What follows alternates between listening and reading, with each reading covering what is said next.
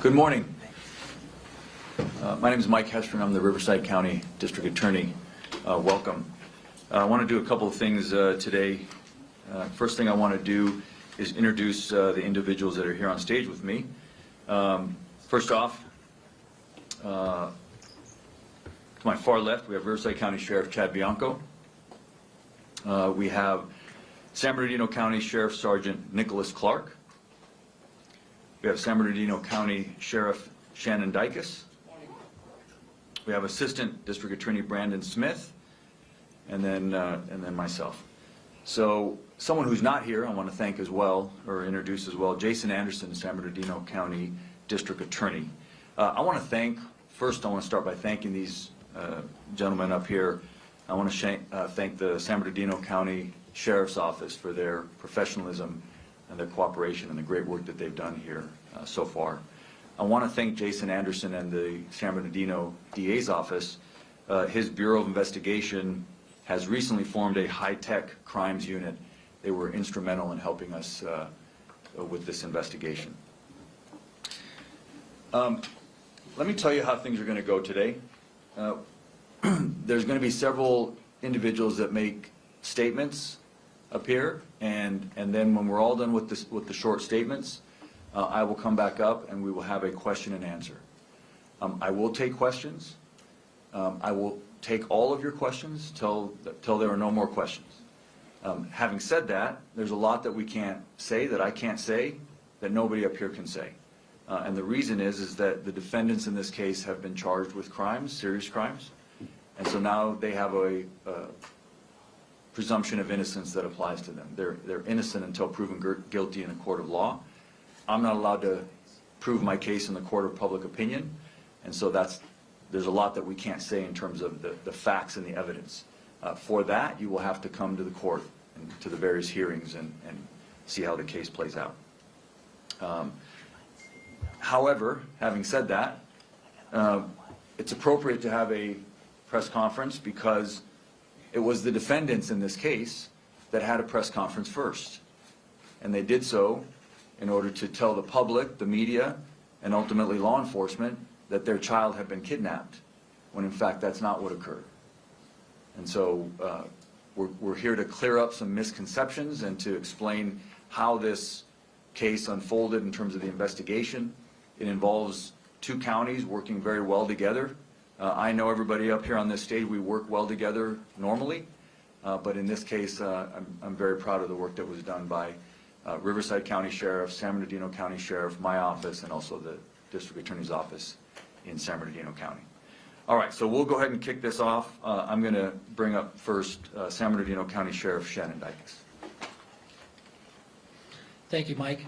To Mike's point, I want to thank all of you in the media for covering this, specifically the parents' initial statements to the public while we were trying to find Emmanuel. They became critical as we continued through this investigation. But I want to talk about a little bit about the process because we've seen a number of questions related to Amber Alerts and things like that. So I hope when I finish this that everybody understands kind of the course of the investigation. But the investigation started for us on August 14th. When Rebecca Haro reported that her son had been kidnapped.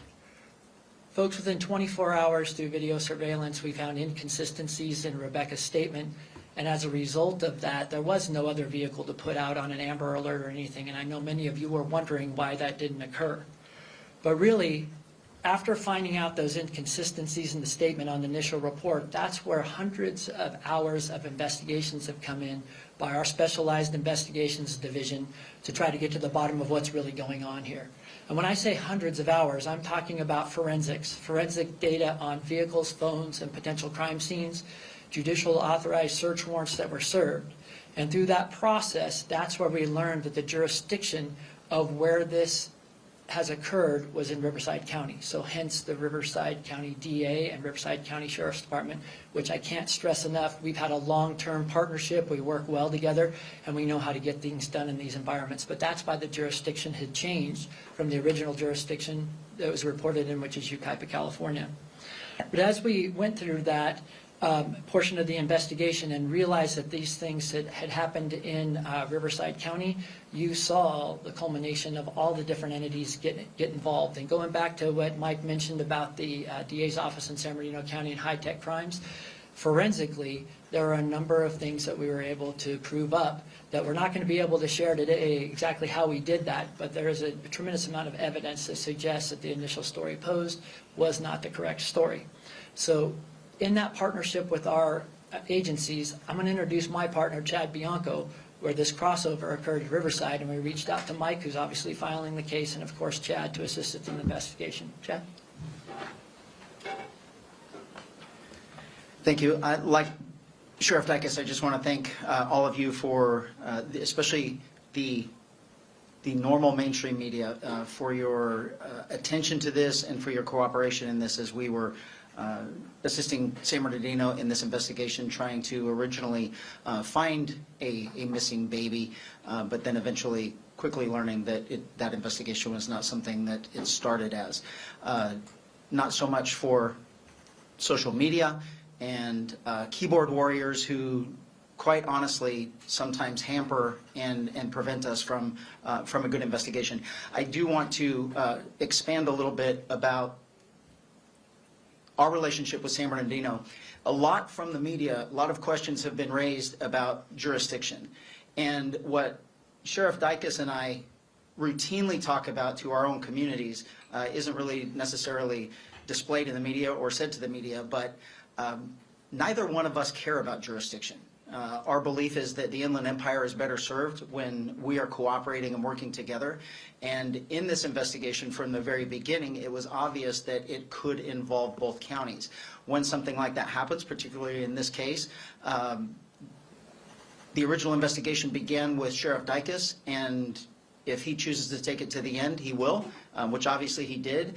And my position is Sheriff Dicus is responsible for this and the assistance of my department. So there is no asking us, there is no anything like that. It is, we have to serve our public best, and he has every single available resource that the Riverside County Sheriff's Office has to offer to make sure that we provide justice in this case.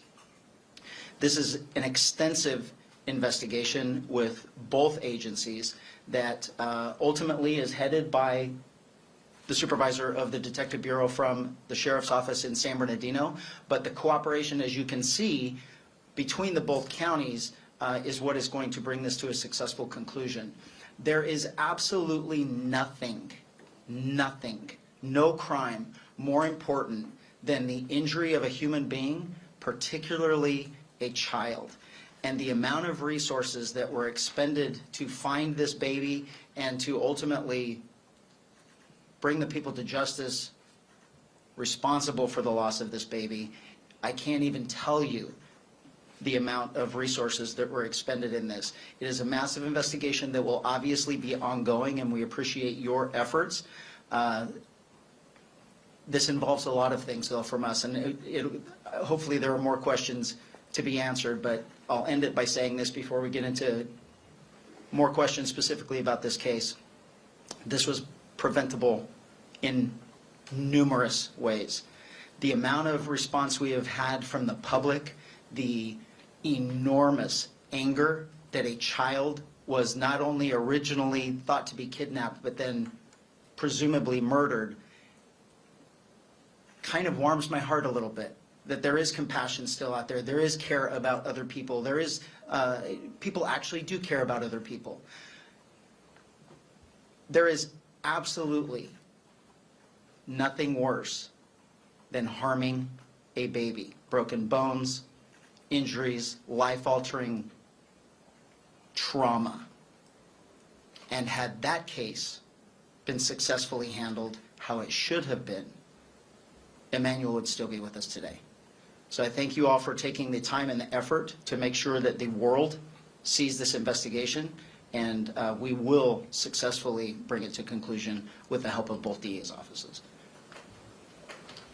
Thank you, Sheriff. I neglected to mention that Sergeant Nicholas Clark is the lead investigator on this case.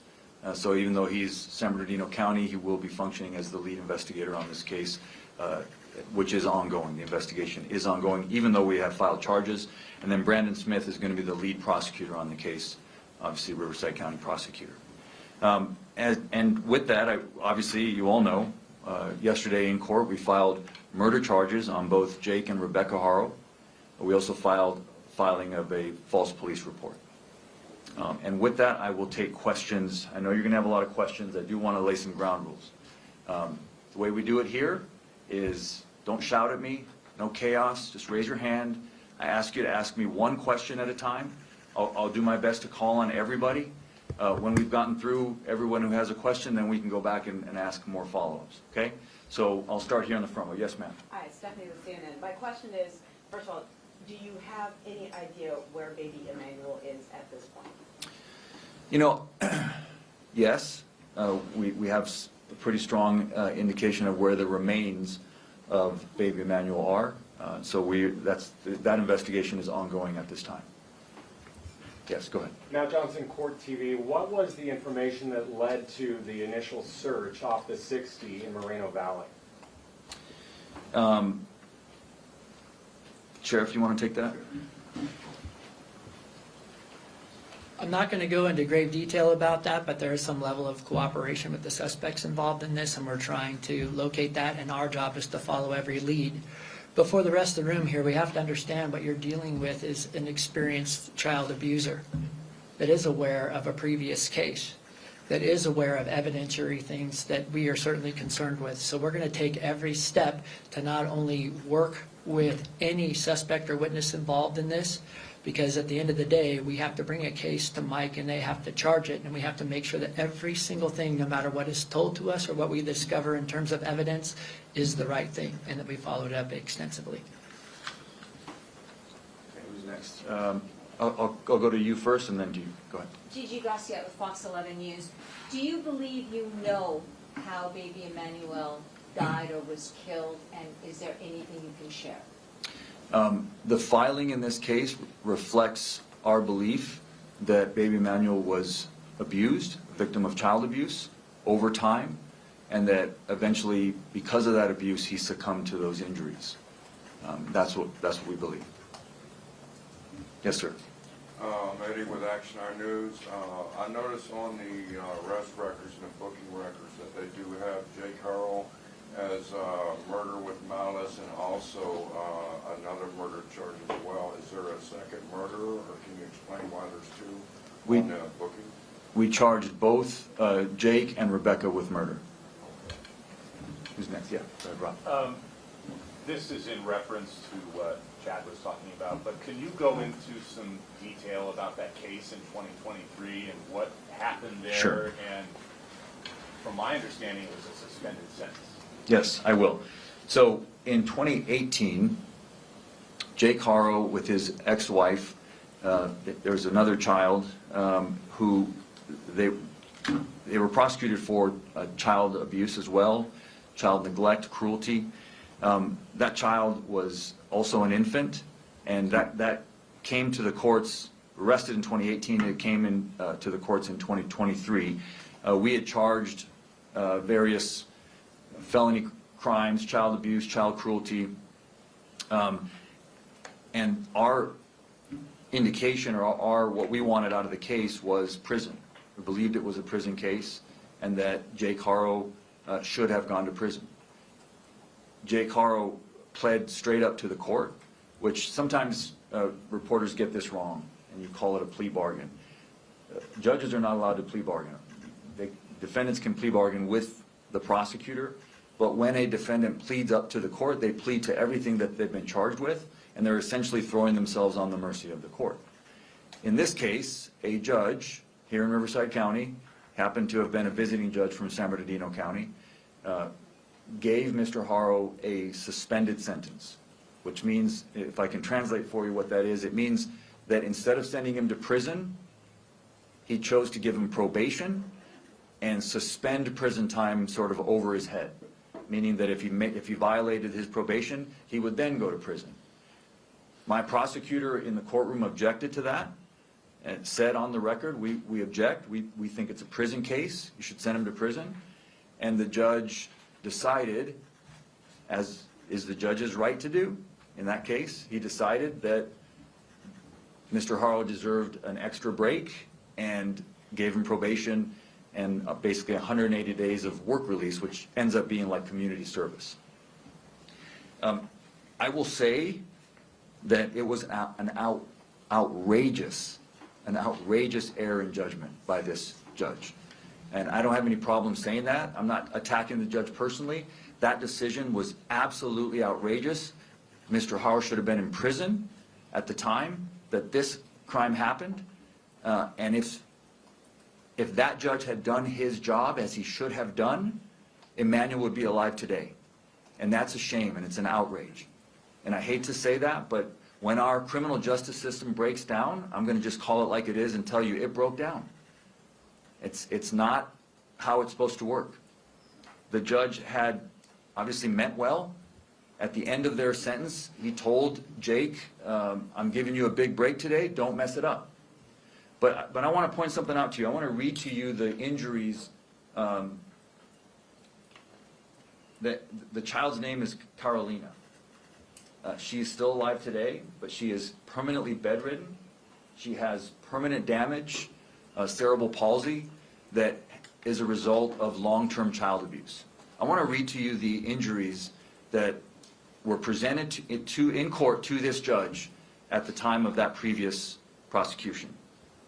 Acute fracture of the posterior left rib, fifth rib, healing fractures of the posterior lateral 6th, 7th, and 10th through 12th ribs, healing fractures of the 6th and 9th through 12th ribs, partial bone fracture of the skull, brain hemorrhage, significant prevertebral soft tissue swelling of the neck, and a healing tibia fracture of the right leg. This is severe abuse for an infant. And so whatever you think of the criminal justice system and people need a break, someone who does that to a child belongs in prison, period. Next question. Can you tell us a little bit about her background? If she has prior convictions or child abuse cases, Rebecca? Not to my knowledge, no. Yes. So some experts have looked at how Emmanuel's eyes are and said that is one of the signs of shaken baby syndrome.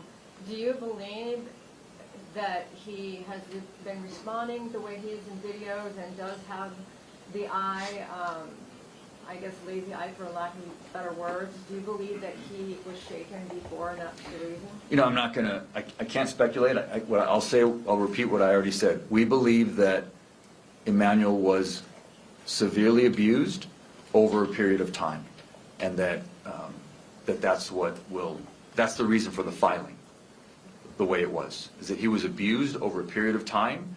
Both parents would have been aware of that abuse. I've already called on you, so I'm going to exhaust. Yes, sir. Sir, forgive me. Maybe also on the data. I've been working this case diligently. I have a two-part question. No, one question, sir. Okay, one question. One question. Thank you. Since you said that you do know where the remains are, can you I didn't say that, sir. I'm sorry, forgive me. I didn't say I know where the remains are. Can you tell us, in fact, a little bit more detail so that if you do know anything, so I can stop looking? Please? Because I'm in this every time. No disrespect, trust me, I understand who you are.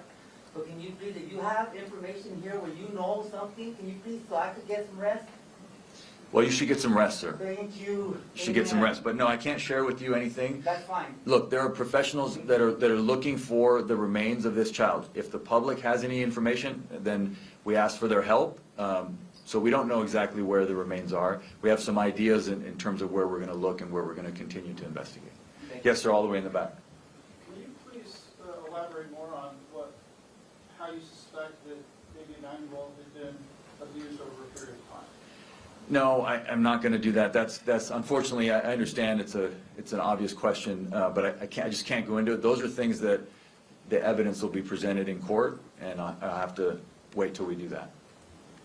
Who's next? Yes, sir.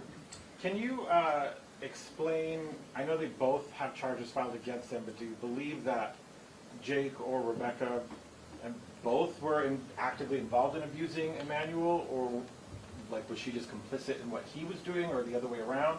Can you explain any more of that? All I can explain is what we have filed. We filed murder charges on both of them and making a false police report on both of them. So you can extrapolate that we believe that both of them are guilty, that we can prove it's guilty beyond a reasonable doubt for both the murder and the filing of the false police report. You know, how it breaks down as to who did what, that also has to wait for the trial. So let me go this way. Procurador, en español, Jaime García de Univisión. Okay. Procurador, básicamente, si nos puede hablar exactamente de este caso de 2023 que dice usted comenzó en 2018 y pudiera ser el eslabón que hubiera evitado en caso de que el juez hubiera dictaminado una sentencia diferente que este niño Emmanuel estuviera vivo. Gracias. Pues ya dije lo que puedo decir, fue una tragedia increíble y no hubiera sucedido. El juez hizo un gran error y juzgó mal y el sistema se quebró ese día.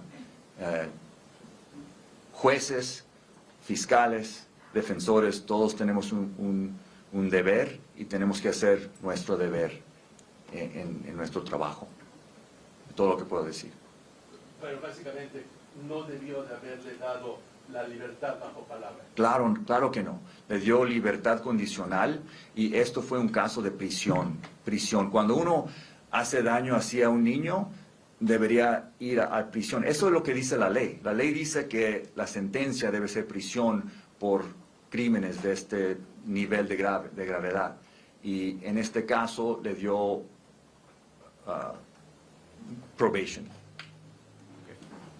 Let me go to you. I'm calling you. Reporting on the News Nation, there's been rumors that Emmanuel hadn't been seen for days or even weeks prior to August 14th. Can you speak to that at all? No, unfortunately I can't. That has to wait for the trial to come out. Yes, sir. Jacob Davidson with T News Network. Given the history that Jake has been obviously charged with previous child abuse cases, has CPS been involved with Emmanuel throughout his life at all, or have they ever checked up on the parents? To my knowledge, CPS has not been involved with Emmanuel. I don't believe there was any CPS involvement in this current case. Let me go. I've already called on you. So have I called on you already? No, go ahead, please. Jillian Smuckler with KTLA 5 News. We're hearing some reports of a confession made in jail regarding Jake Haro. Obviously, you're limited in what you can say, but is there any validity to some of those rumors? And what have you heard from Rebecca in jail? I can tell you that that's not true. It's there's no confession made in jail. I'll go back there and then I'll come back to you, Rob. Yes. Go ahead, sir. Garrett Howell, KESP News. Can you tell us how many kids Jake and Rebecca have were in their home at the time of the arrest? We know a 2-year-old was taken. We saw CPS, Riverside Sheriff's Office taking CPS calls. How many kids do they have in their home? Well, there's the 2-year-old and then baby Emmanuel. Baby Emmanuel. Yeah. Going back there, yes, ma'am. Yeah, Joy Benedict, KCAL News.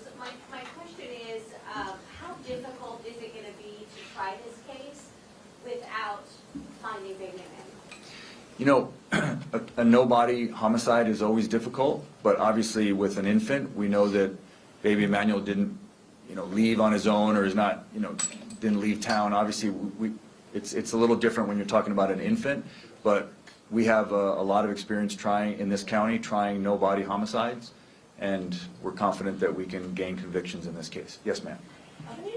Can you tell us more about the search on Sunday? What led to that field and why that area? Well, I think Sheriff Dyke has already explained that. He answered that question by saying there's been a level of cooperation with the defendants, so that's why they went to that area. But beyond that, that's all I can say. Yes, ma'am. Okay, so I think the obvious question is, what happened then? I mean, we did hear those reports. My coworker just asked about the jail confession. Their authorities used a fake inmate to get information, and the father confessed that.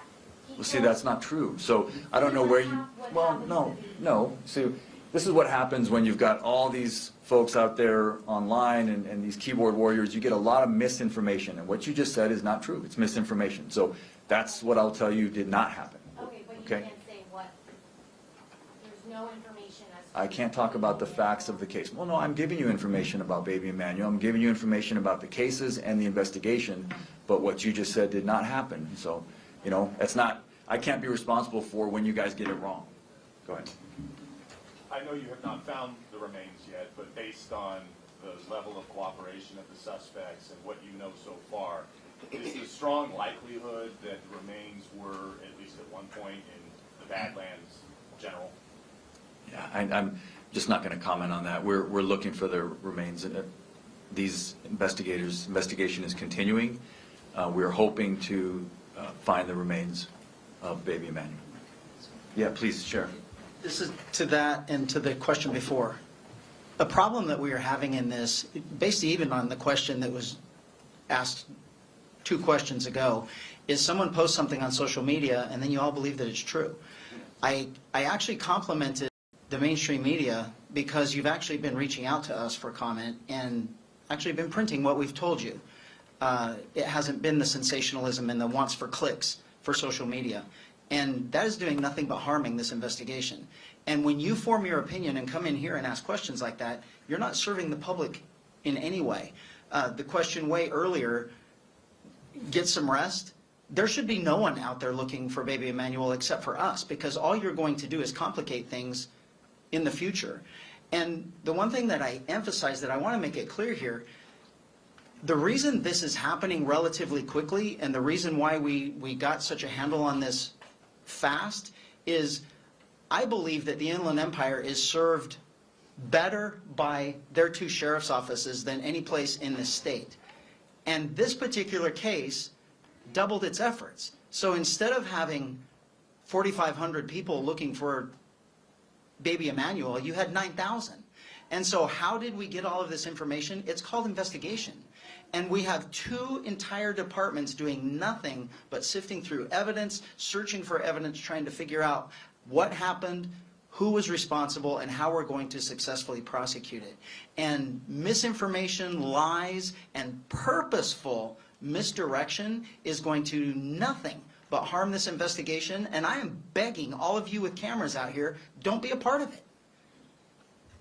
Can I ask you one in Spanish and one in English? I know you speak very You wasted yours in English? I'll get back to you. I'll get back to you. No, I've already called on you. I'll go ahead. I started with you. Go ahead. Go ahead. And actually, it was for Sheriff Bianco. I just wanted to follow up with you because the way you were talking so impassioned about what should never happen is that injury to a child. How does this compare to other things that you've seen? You mentioned broken bones in children. You impacted me by the way you said that. So I wanted to know how this impacted you. So I have to, cops get a bad rap of being just heartless souls. I will tell you that most police officers are parents, either dads or moms. And there is nothing more traumatic for us to go through than an injury, a death, or harm to a child. Nothing. And there is absolutely nothing that we want more than to bring these investigations to a successful conclusion. And when we talk about why we're here in the first place, that we believe someone murdered baby Emmanuel, who should still be in prison, but we have this unbelievable love for criminals, believing that they're somehow victims, and now we're all traumatized by it. We were all in this room a couple of years ago when I had a deputy murdered because someone was out on the street that should have been life in prison, but a judge let them go. We have an absolute breakdown of the justice system, and we are not preventing other children from being harmed when someone like Jake is allowed to be out on the streets harming children. And so the anger that I have, the frustration that I have, then combined with the misinformation and everything else, when for all of us and our employees, there is nothing more important to us than the death of a human, particularly a child. Okay. I'm going to work the back. Yes, sir. What kind of evidence did investigators have that led to the arrest of the parents without having the body? Well, we've got a lot of evidence. We're going to have to play that out in court. I can't lay it out here today. Okay, so yes, right next to him. Will we see the arrest warrant today, and why or why not? And also, I apologize, can you answer in Spanish as well? I don't know if we're going to see the arrest warrant today. So that's a pretty short answer for Spanish. So. Sorry. Go ahead. Go ahead. Go ahead, then I'll come back to you. As far as the timeline, do you believe that baby Emmanuel was alive when the parents came forward to report that he was missing? I just can't say. I'm not going to give a timeline. Obviously, baby Emmanuel, we have a theory as to when his death occurred. So, and then I've also shared that we believe that when the parents came forward, it was to tell the public something that wasn't true. Go on, Troy. Relatives in this, Go ahead. are relatives in this case cooperating? And if possible, can you tell us if they're shedding light on? There's a lot of witnesses. Investigators are tracking down every lead. I'm not going to focus in on who's a relative and who isn't. There's a lot of witnesses in the case that are shedding light. Yes, ma'am. Hi, Katie from the Sun. You said that you're the only people that should be looking for baby Emmanuel. What area are you focusing on, and what's the manpower behind that right now? Because we went out there today and we didn't see anybody in the areas that you were searching for. Right. So I'm not going to say, as Sheriff Bianco just mentioned, when you have members of the public that are out there doing their own searches, all it does is potentially prejudice and damage the case. So please, let the sheriff's departments do their job. They know how to do this, right? We're helping with them, anything they need from us, but they are the ones driving this investigation, and they will track down every lead. I have all the confidence in both of these great sheriffs and their great departments. Are they out there today, is what I'm saying? This investigation is ongoing, yes. Yes, ma'am. In an effort to dispel all of that misinformation that we're seeing on social media, has a plea deal been offered to either Jake or Rebecca? Is that a possibility, and is this a death penalty case?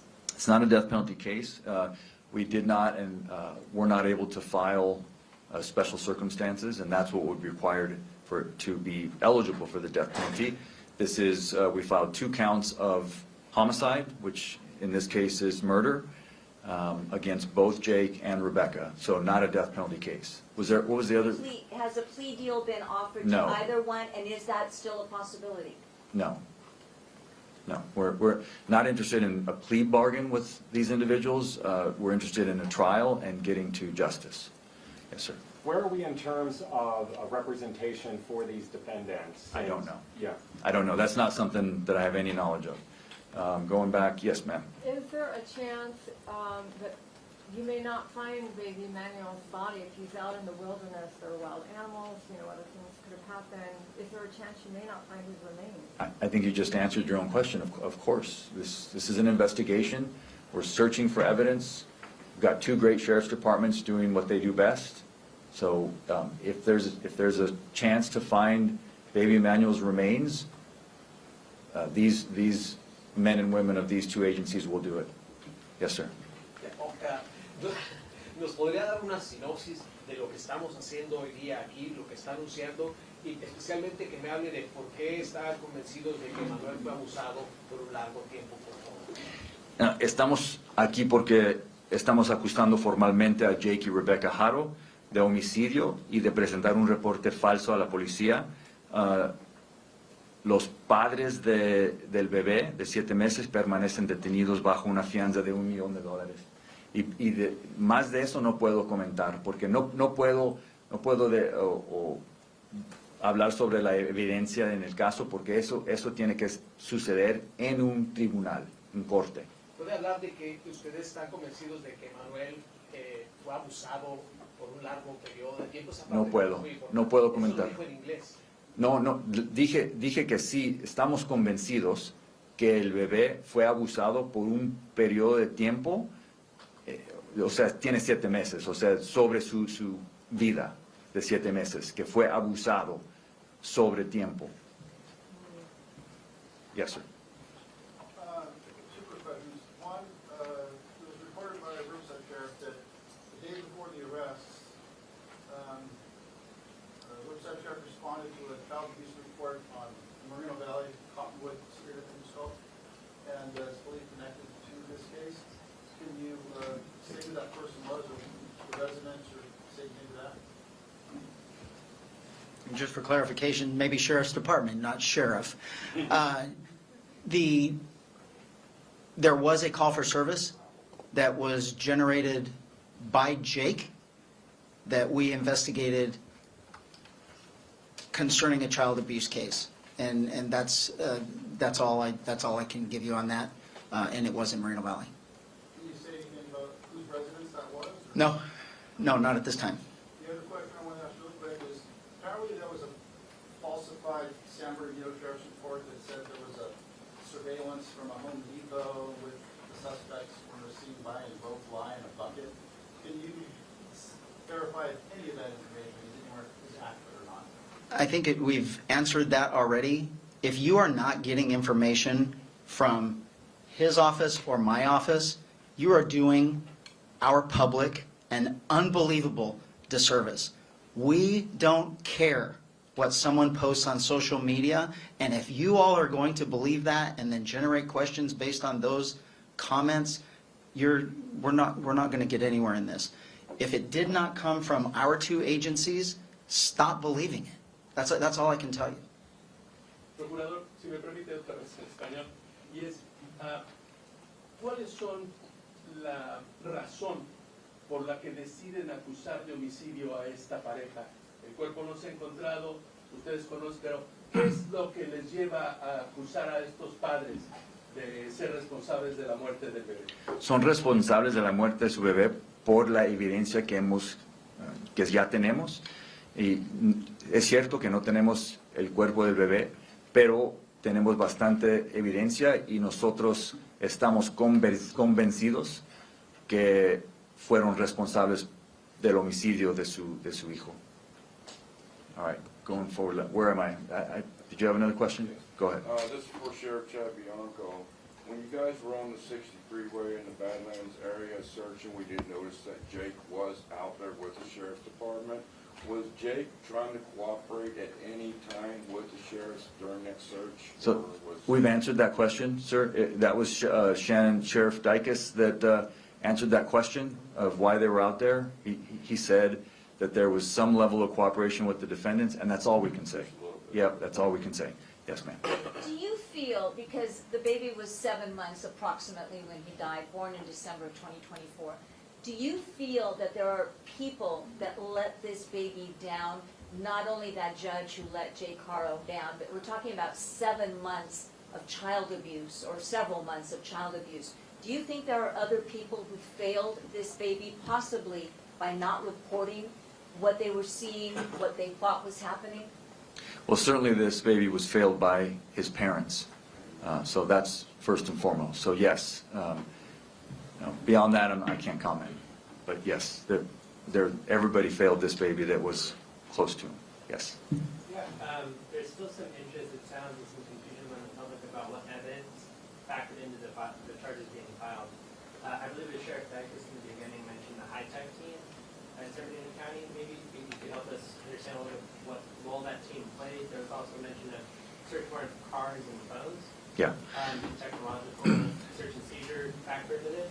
So I can't comment on the evidence in this case, but what I can tell you is that modern homicide investigations are very tech-heavy. And we have two very modern, cutting-edge sheriff's departments in Riverside County and in San Bernardino County. And so, yes, what you mentioned was the high-tech crimes unit of the San Bernardino DA's office, their Bureau of Investigation. They assisted, and beyond that, I can't say what they found. That can't get into the evidence, but yeah, this case is going to be built on, like almost all homicide cases now, electronic, digital evidence. It all comes into play. Go ahead. Did the family ever seek medical attention for baby Emmanuel since he was born to the day he was missing? I can't comment on that. Sorry. Yes, ma'am. What's next? What's next is, first and foremost, the investigation will continue, and it's led by the San Bernardino Sheriff's Department, and then also Riverside County Sheriff's Department assisting, and then the prosecution will begin. We've filed the case will begin to work its way through the criminal justice system here in Riverside County. Other folks, yes, we're coming to the end here, I think. Go ahead. There's been talk of the grandmother as well, maybe being involved. Can we expect any more arrests, or are you looking at anybody else responsible? Not at this time, no, we're not looking at anybody else. We believe that this is the filings in court that will be in this case. Now, that could change if new evidence comes in. Yes, sir. Did the house fire next door have anything to do with this, or is it completely unrelated? I'm not aware of a house fire next door. So, yes, sir. The 2-year-old daughter that was taken by Child Protective Services, I'm assuming, was there any signs of abuse, either current or prior? I'm not going to comment. Sorry, I can't talk about that. Anything else? Sí, procurador, disculpe, en español. Las acusaciones ahorita son asesinato malicioso, doloso. En español, de encontrar el cadáver y otra evidencia, ¿pudiera cambiar a que usted presentara cargos de asesinato con circunstancias especiales Sí. que acreditaran la pena de muerte para esta pareja? Sí, podría cambiar si encontramos más evidencia y la situación cambia, los cargos pueden cambiar. Anything else?